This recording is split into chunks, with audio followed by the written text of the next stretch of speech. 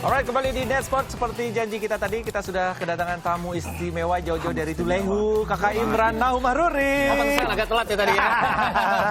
Dari jauh-jauh dari Pakansari. Oh, Pakansari ya. Wow, ini dia. Kita ingin tahu nih. Iya, pertama ya Reviewnya. dari semalam ya, pertandingan semalam, gimana pendapatnya dari penampilannya Indonesia, terutama dari kekuatan dan setelah itu juga ada kelemahan atau enggak? Iya, kalau khususnya secara keseluruhan memang belum dikatakan sempurna. Belum sempurna Indonesia. Betul. Oke. Tapi kalau dibandingkan dengan beberapa pertandingan sebelumnya, menurut saya ini Improvement. yang terbaik. Yang terbaik artinya ya? progres mereka dari pertandingan pertama, kedua, ketiga itu naik. Oke. Ya, terutama lini pertahanan mereka. Lini pertahanan. Iya, karena kan tidak dua pemain absen, ya.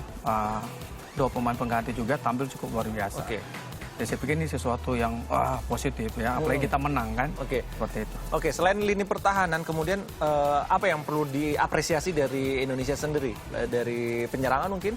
Ya, saya pikir memang dari awal pertandingan memang kedua tim sangat sulit ya. Indonesia pun juga kita tahu 1 tahun setengah kan tidak bermain di level internasional. Betul. Ya, ketika mereka main di kandang, ya animo masyarakat juga cukup luar biasa.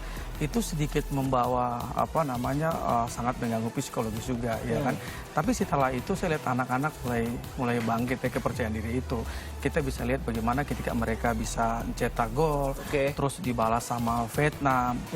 Tapi mereka tidak down, mentalitas mereka bangkit lagi. Dan itu stamina kayak itu berhubung sama ya mereka juga nggak main di international competition, ada jedanya nggak main di international competition. Andik pun yang lebih sering jauh lebih sering main karena main di Malaysia juga pun kelihatan gitu ya, di akhirnya fitnessnya juga agak capek di gitu. samping fitness juga, saya melihat memang pelatih Vietnam itu sudah mengetahui kelemahan dan kelebihan Indonesia. Ya, artinya kita tahu di 3 pertandingan di Peninsular Group, Boa Salosa, Andik, Rizky Pora, ya kan, Lili Pali tampil cukup luar biasa, sehingga memang pelatih Vietnam menginstruksikan untuk bisa mematikan pergerakan Boas, pergerakan Andi, ya maupun Rizky Pora, dan kita bisa melihat bagaimana Boas tidak leluasa begitu. Langsung dikepung pemain ya, sampai emosi ya juga betul, ya kan, Okay.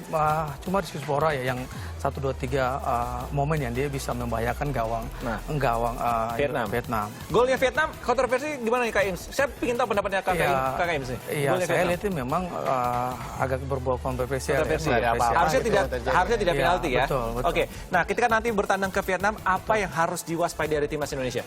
Yang pasti kalau kita bermain home dengan away itu kan sangat berbeda. Kalau kita main di home, kita pasti akan main terbuka karena butuh gol kan. Tapi kalau kita bermain di Vietnam, pasti Alfred melakukan perubahan strategi.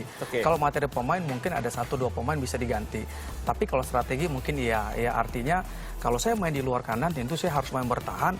Ketika ada kesempatan baru saya melakukan counter attack. Betul. Tapi kalau bertahan menerus juga kan itu malah akan menguntungkan bagi Vietnam. Berarti bukan hanya nggak bisa asal parkir bus juga ya, dari Vietnam. Betul. Walaupun Vietnam jago kandang. Mungkin ada strategi khusus selain bertahan kemudian mengandalkan counter attack seperti itu menghadapi Vietnam dengan materi yang ada sekarang ini, katanya mengandalkan kecepatan. Saya pikir salah satunya itu ya, artinya Vietnam kita tahu mereka tuh bagus di semua lane. Dia tidak hanya di striker, tapi kedua sayap mereka juga cukup cepat, gelandang mereka juga cukup cepat. Mereka tidak hanya bagus secara individual, tapi secara tim, ya secara keseluruhan mereka cukup kompak. Karena memang persiapan mereka lebih lama dari kita. Itu yang membedakan Vietnam dengan Indonesia. Jadi kalau kita main di Vietnam ya sebisa mungkin harus memaksimalkan peluang yang kita punya dan tidak memberikan ruang bagi pemain-pemain Vietnam untuk mengembangkan permainan. Oke, kalau kita ngomongin tadi, Kak Imran juga udah membahas tentang lini belakangnya. Dan kemungkinan besar mereka seharusnya ditampil buat di leg kedua juga ya, lini belakang yang kemarin tampil di leg kedua. Yang mana nih menurut Kak Imran? Saya pikir nih Alfred pusing nih.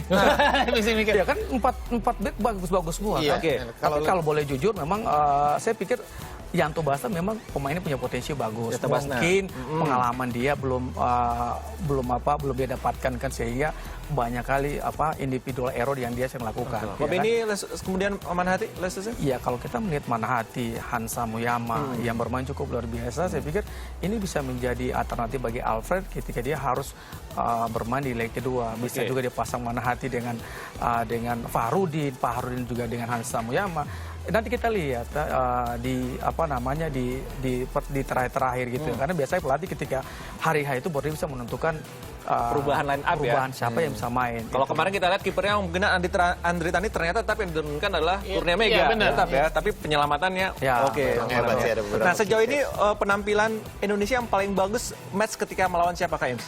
Saya pikir tiap pertandingan kan berbeda-beda. Mereka main bagus lawan Thailand, mereka berbagus main lawan Filipina, lawan Singapura juga begitu. Kemarin juga seperti itu. Tapi memang lagi-lagi saya bisa katakan tadi bahwa memang sudah terbaca. Artinya Boas ya, Rizky Pora ya. Ini yang harus Alfred pertimbangkan ketika Boas atau Rizky Pora atau Andi dimatikan, harus ada opsi yang lain. Itulah ya, home and away harus ada banyak Betul, strategi antara betul. dua head coach ya pasti. Alright, dan kita masih akan berbincang-bincang seputar AFF dan Kak Imran. Setelah lagi tetap di Dashboard.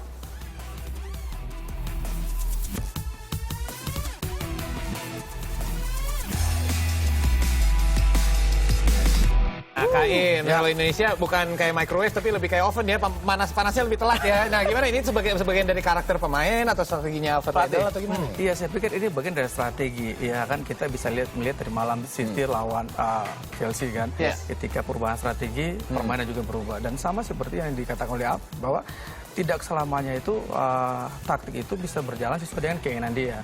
Ya artinya ketika babak pertama tuh dia menginginkan seperti ini, tapi para pemain tidak bisa mengaplikasikan di lapangan. Mau nggak mau dia harus ubah strategi. Kita bisa ambil contoh pertandingan tadi malam. Ya kan babak kedua bagus, tapi kan tidak bisa keluar dari tekanan itu. Babak kedua dia menginstruksikan para pemain untuk bisa melakukan tekanan terhadap pemain-pemain Vietnam dan hasilnya kan positif, satu penalti. Ya kan. Namun setelah itu ya karena mungkin penurunan stamina sehingga ya Ini harus Vietnam waspadai bisa ya. ngambil inisiatif untuk menyerang. Saya pikir itu aja sih kelemahan kita. Gitu. Oke, ini harus disimpan dan diwaspadai ketika nanti bertandang ya. Betul. Oke, Kak Ims, sebagai mantan pemain sepak bola timnas ya, timnas Indonesia, apa nih momen paling berkesan selama bermain di Piala AFF? Saya pikir semua momen sangat berkesan buat saya. Yes. Ya. Artinya 2000 kita final, kalah di Thailand, mainnya di Thailand. 2002 di Jakarta, tapi momen di antara dua itu saya pikir 2002. 2002 ya, apa itu? betul, karena ada cerita bahwa memang kan adu penalti kita kalah ya. Ada penalti? Betul. Oke. Kan sebelum kita selesai latihan ada sisi latihan penalti. Nah pada saat itu kan saya dengan beberapa orang kan tidak masuk dalam tim untuk pemenangan penalti. Nah ketika final lawan Thailand, 2 kali 45 menit tidak berjalan. Seri 2-2 ya. Akhirnya pada saat selesai itu kan pelatih menunjukkan pemain-pemain yang sudah siap untuk menanam penalti. Tapi kenyataannya ada beberapa pemain yang menolak. Gitu. Padahal sudah di list ya? Sudah di list. Mau ngambil penalti seperti tadi. Betul. Karena ya nggak ada pilihan lain lagi kan begitu. Ya pada saat itu saya nggak terlalu terpikir untuk tendangan penalti ya. Saya dipanggil ya suruh tendang. Coba kita lihat lagi ya tayangan tadi itu Tadi saya tendang. Kak Imran menendang penalti hanya satu langkah dari bola, kemudian menendang dengan kaki kiri. Ini siapa sih? Coba kita lihat lagi ya. Kita lihat lagi PNFC mantan. Kalau kita lihat sekilas tendangnya pakai kaki kiri itu satu langkah. Itu bagaimana? Kalau melihat saya sama kanan memang kaki kanan lebih ini ya lebih kuat dari kaki kiri. Tapi mas sebelum event Play Tiger ini saya biasa latihan di rumah gitu. Tidak di rumah. Awal saya berkarir di Italia juga, saya selalu latihan seperti ini. Dan saya terinspirasi oleh Signori ya. Dia tiap hari saya mencoba itu. Walaupun saya bukan punya kaki kiri yang bagus. Tapi itu bukan on the fly juga kan, sebenarnya bukan KM yang seharusnya ngambil penalti juga saat itu juga on the fly aja kan kepikiran untuk ngelakuin itu. Karena pada saat itu saya merasa main bagus ya, kayak kasih 2 assist ya, tiba-tiba timbul kayak ketika pelatih bilang siap ya saya siap aja kan begitu. Dong, Harus siap apapun yang terjadi dan saatnya Indonesia kita harus juara ya.